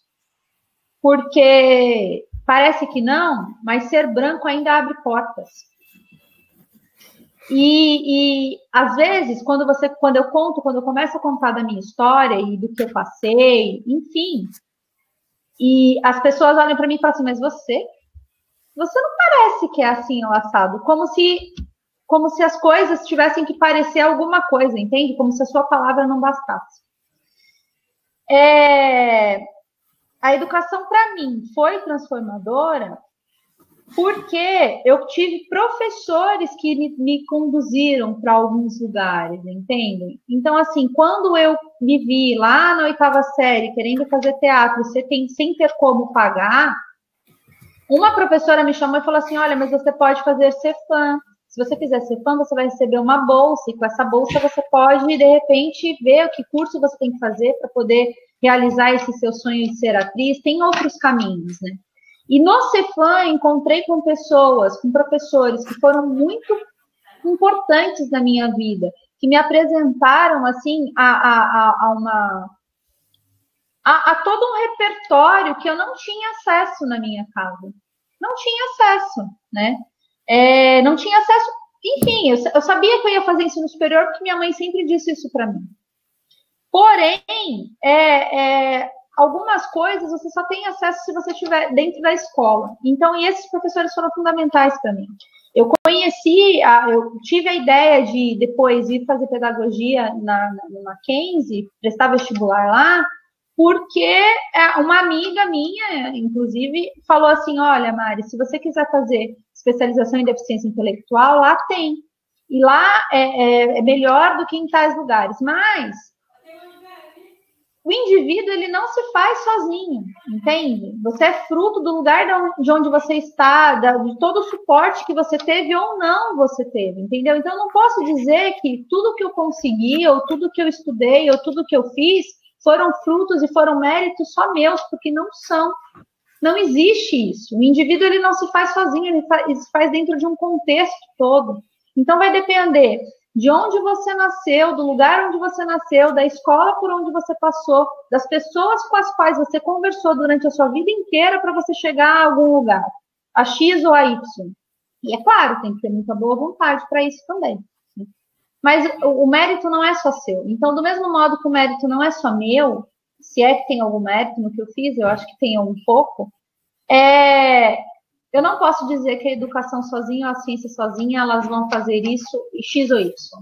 Elas vão te ajudar a questionar muitas coisas. Vão te dar material, vão te dar embasamento para que você possa questionar e para que você possa brigar por uma série de coisas. Mas dependendo das pessoas com as quais você encontrar, cruzarem seu caminho, pode ser que você consiga muitas coisas, pode ser que você não consiga. E pode ser que a transformação que você tanto almeja, como eu falei no início, não seja a transformação que o outro precisa, que o outro queira. Né? Porque tem uma distância, tem você se reconhecer enquanto sujeito, mas você tem que reconhecer o outro como sujeito de querer também, né? De querer e poder. Então aí a gente vai se encontrar no meio para tentar conseguir algumas coisas. Né? Penso que é isso, não sei. Entendi. Não entendeu? Eu viajo, né, na batata. Não, mas são boas perguntas, né? Tá vendo? A aluna aqui tá ligadíssimo. Importantes são as perguntas. Nem sempre são as respostas, mas importantes são as perguntas. Então, assim, como a gente está na época das perguntas, vou começar com você, Mariana. A gente vai para a Gisele. Mariana, qual a pergunta que eu deveria ter feito para a Gisele e eu não fiz? Meu Deus. Gisele, veja só. Como é que fica o Enem nisso tudo?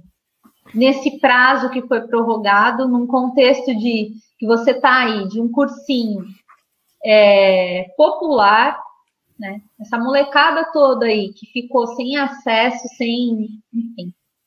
E mesmo assim o Enem deste ano foi mantido, apenas a data foi postergada. O que você pensa disso tudo? Posso chorar? Ai, gente, eu acho que isso dialoga muito com o que a gente conversou, né? As posturas do governo federal, enfim, mostram que não tem interesse, né, em pensar numa perspectiva de equidade, ou de igualdade, ou de noção das oportunidades que as pessoas têm.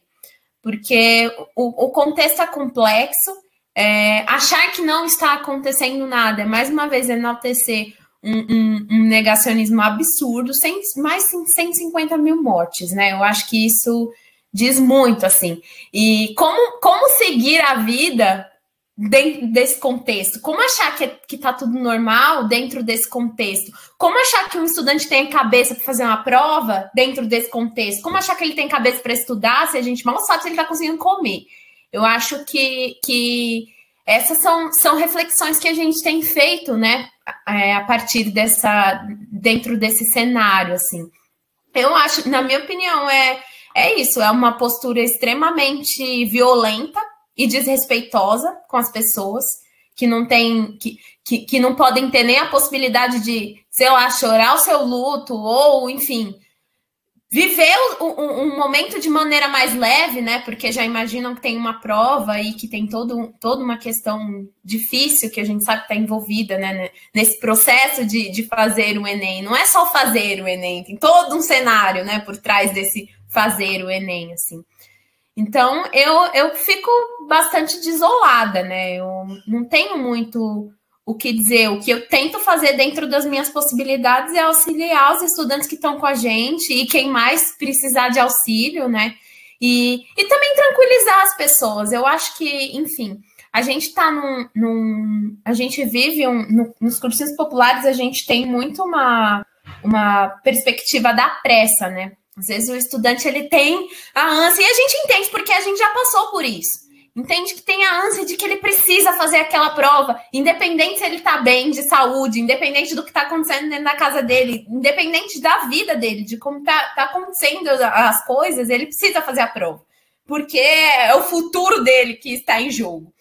E eu acho que a minha postura agora tem sido mais essa de acalmar, né? E de pensar, tipo, olha, tudo bem se você não conseguir fazer essa prova no ano que vem.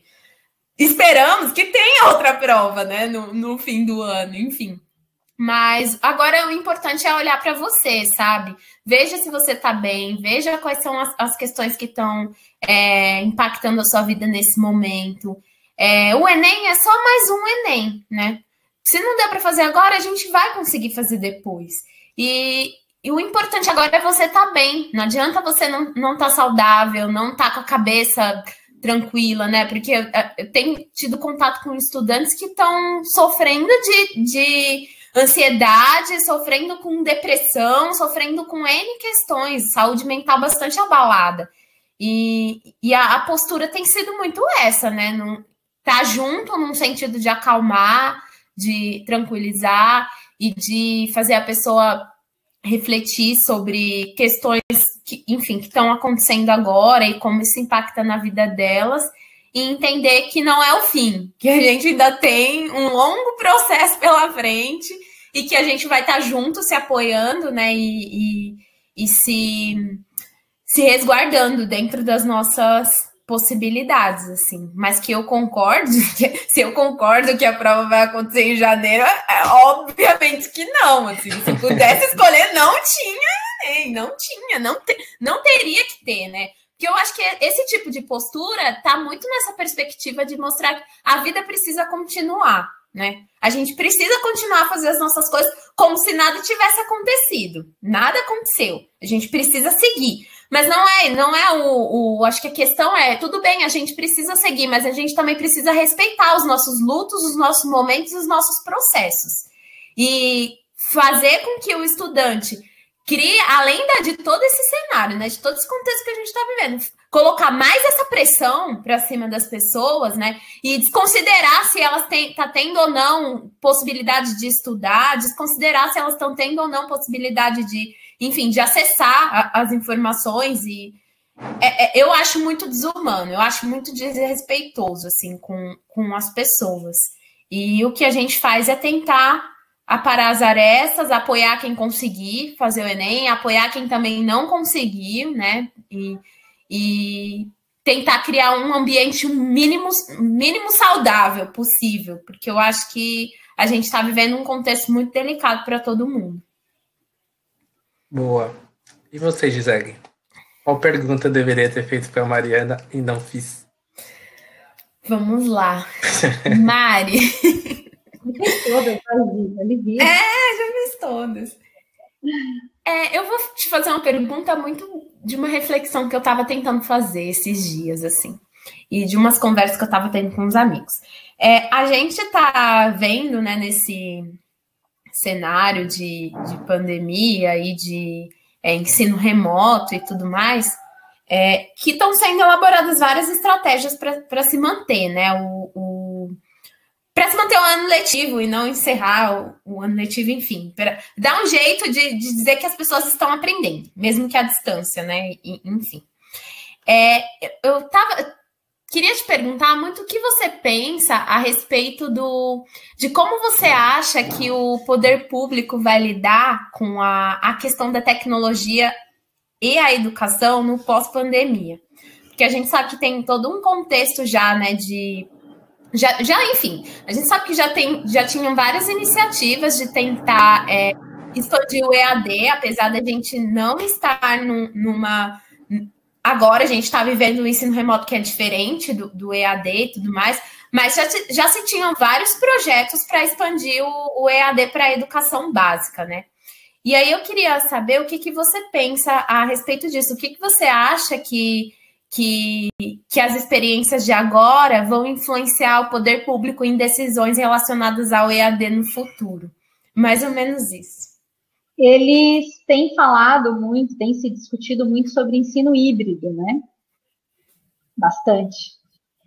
Eu penso que seria lindo se não tivesse lindo o modo de falar assim, no sentido de que se as escolas tivessem estrutura suficiente para isso, para acolher, as escolas não têm, a população não tem. As escolas sequer contam com salas de informática apropriadas para que isso aconteça. Então, se você pensar na esfera municipal, um pouco melhor, né? Agora, no estadual, não tem. Nós não temos. E eu estou falando da cidade de São Paulo. Eu trabalho numa escola dentro da cidade de São Paulo. Então, assim, tem que se pensar... vamos pensar aí nesse hibridismo, um pouco em casa, um pouco na escola, se as escolas sequer têm estrutura para que isso aconteça? Então, ótimo, vamos pensar nisso? Beleza. Então, vamos primeiro tornar a escola tecnologicamente digna de fazer qualquer tipo de promover qualquer tipo de ensino que pense nessa tecnologia, entende? Porque senão fica tudo muito no blá blá, na blasbação. Então eu penso nisso e para quem será esse ensino híbrido? Para quem será? Para quem será esse IAD? Será para aquele menino que tem acesso em casa. E de quem é que nós estamos falando? Né? Por que eu te perguntei em relação ao Enem? Porque a gente sabe que parou para muitas pessoas. Parou, as coisas pararam. E é claro que a gente passa por condições de subsistência que são muito mais importantes de serem discutidas nesse momento do que somente o menino prestar vestibular e passar e entrar em alguma universidade. Mas que também passa por essa discussão. Porque quando eu tenho uma parte da população que parou de estudar ou que teve um acesso a um estudo precário, dadas as condições que eles têm, eu estou falando de um outro lado, de uma população que não parou em nada, porque teve as aulas perfeitamente, simplesmente porque tinha um aparelho que dava condição a isso. Então, assim, falar em ensino híbrido, bacana, vamos caminhar para isso. Desde que as escolas tenham condição para que isso aconteça. E não é o que está acontecendo. Então, quando você pensa no protocolo de segurança, nossa, eu meditei tanto à tarde, falei, não vou ser polêmica, nossa, e eu vou falar. Quando você pensa num protocolo de retorno, por exemplo, que é capaz de atender apenas as escolas privadas grandes, que conseguem fazer parcerias com hospitais enormes, e conseguem estabelecer essa conexão e de levar o aluno à escola novamente em segurança, né? Pensando que tem toda uma quantidade de escolas que sequer tem funcionário para limpeza, como é que você vai tratar sobre ensino híbrido dentro dessa instituição que sequer tinha papel higiênico no início do ano? Percebem? Então, assim, os discursos são muito bonitos. Os discursos, eles funcionam muito bem, né? Então, sai um decreto dizendo uma coisa, mas a fala do secretário é outra quando ele aparece na televisão. E isso é muito complicado, né? Como é que você prova para a comunidade que está em torno da escola que, olha, isso que está se passando lá na televisão não é para nós. Tem coisas que são para nós e tem coisas que não são. Apesar de sair no documento, olha, é para acolher a todos, vai funcionar muito bem para todos. A gente sabe que não é para todos. Porque a escola não tem condição disso. Neste momento não tem. Pode vir a ter? Pode. Mas ela não tem. Aí, entra aí, o Jorge está falando, eu não estou ouvindo, Jorge. Também não. Voltei. Mas aí aproveitar aí que deu esse, né? Esse pode falar. Dizer que até me fugiu um pouquinho, mas preciso, a gente precisa pensar numa escola que seja para todos, mas a gente sabe que,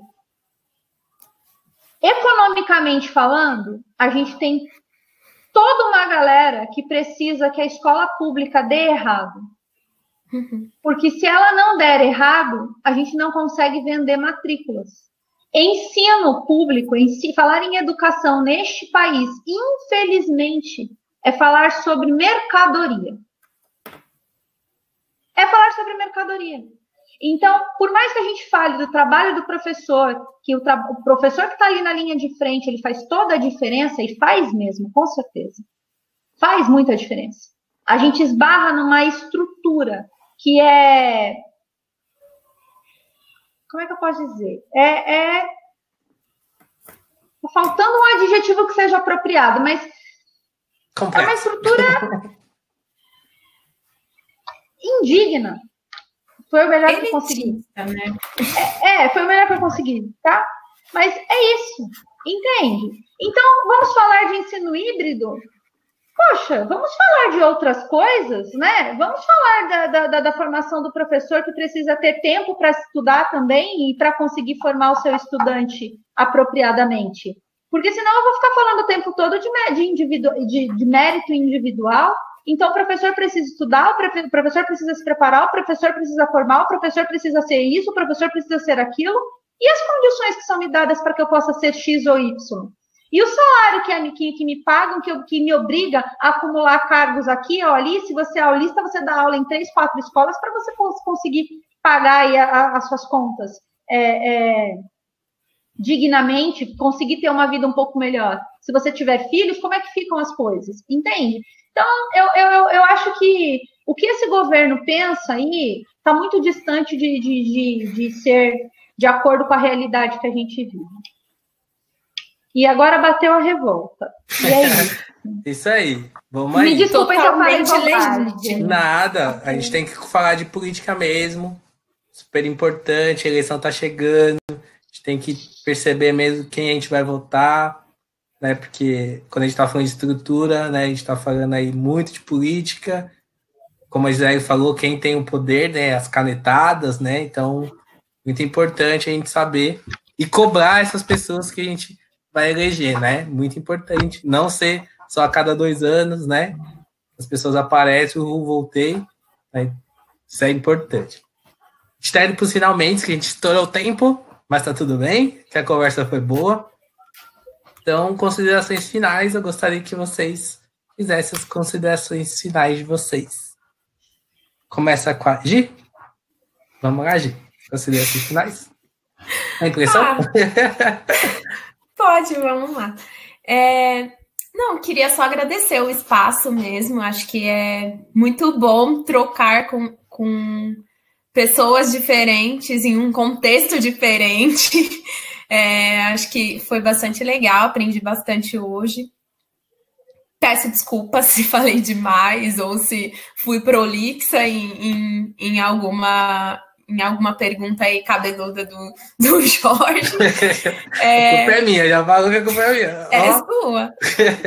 Mas no mais, eu queria só agradecer mesmo e é isso. Acho que não tenho muito que colocar e fica essa reflexão de pensar também, né, esse nosso lugar enquanto sujeito para a transformação social, né? Acho que partindo muito da perspectiva da Mari, o que é que a gente quer de novo, assim, o que a gente quer para um futuro e como a gente está projetando em coletivo esse futuro, né?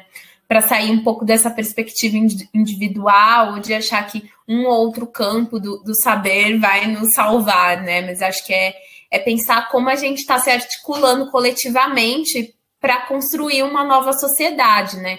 Então, como a educação tem sido importante nesse sentido, como a ciência tem sido importante nesse sentido, como a gente tem usado dos espaços que a gente tem para poder construir espaços melhores para a gente e para outras pessoas, né? Eu acho que a minha reflexão final vai muito nesse sentido, assim, da gente se entender enquanto sujeitos, se entender enquanto membros de uma comunidade e de começar a atuar em coletivo, né? Por mais que, enfim, a gente ainda não somos os donos das canetas, né? Ainda não assinamos, ainda não temos ainda não estamos nas estruturas de poder, né? Mas o que nós estamos fazendo para poder chegar e como a gente está cobrando quem está lá para poder fazer a gente também ter participação política, né, na vida dessa nossa sociedade, desse país que a gente vive, assim. Então, só para linkar com um tema geral, é isso, né? Pensar a educação e pensar a ciência nesse viés da transformação é pensar como é que a gente está se articulando para conseguir acessar esses espaços e conseguir fazer uso dos nossos lugares, das nossas vozes para esses processos de transformação, assim. Muito obrigada, feliz de falar com vocês, prazer em conhecer, Mari. E é isso. Mari, considerações finais? Eu costumo dizer que, pensando aí do micro para o macro, né, que eu sou uma fatia de um bolo apenas. Né? Então, nas escolas nas quais eu trabalho, eu sou uma das fatias. Eu pertenço a um bolo maior, né?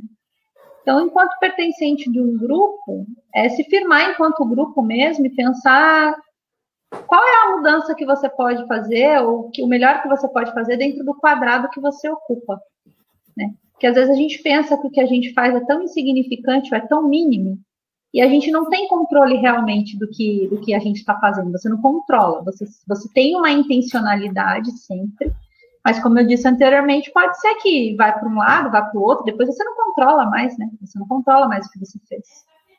Então, enquanto fatia de um bolo aí nas escolas, pensando aí na cidade, no estado de São Paulo, aqui na conversa com vocês, eu só tenho a agradecer a oportunidade, o convite do Jorge, prazer estar contigo essa noite, Gi também, prazer em conhecê-la, obrigada, eu acho que foi uma conversa muito gostosa.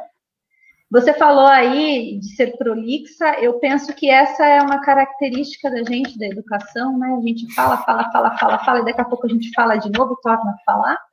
Eu sou prolixa também, então se você pediu desculpas, eu vou ter que pedir mil desculpas, pessoas. Eu não quis ser tanto, eu tentei, viu? Mas é isso, assim. Muito obrigada por tudo e vamos embora, cada um sendo fatia de um bolo maior e fazendo o nosso melhor e unindo, né, se unindo a pessoas que tenham ideais parecidos, que tenham ideais em comum, para que a gente possa conquistar alguma coisa.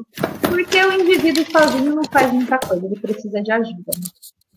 Sim, sim. Então, gostaria agora, considerações finais minhas aqui, agradecer muito a pedagoga Mariana, a historiadora Gisele, que eu acho que é sempre bom pontuar, né, quem são as pessoas que estão aqui, porque cada uma tem uma trajetória, né, da Sul de São Paulo, Zona Super, acho que é super importante pontuar, mostrar quem são vocês, cientistas, né, nesse meio aí, educadoras, professoras, né, que estão aí transformando, né, tentando transformar o espaço, o lugar onde vocês estão. Então, eu queria agradecer muito, aprendi muito hoje, acho que as pessoas que acompanharam aqui, que vão acompanhar o vídeo depois, vão aprender bastante. Lembrar todo mundo, né, de dar aquele like lá no canal, Estinha Nós, tanto no Facebook, Instagram e no YouTube, e acompanhar. E agradecer de novo, obrigado, Gi, obrigado, Mari, e boa noite a todos e todas. Ficamos. Tchau, tchau. Tchau, boa noite. Tchau, gente, boa noite, obrigada.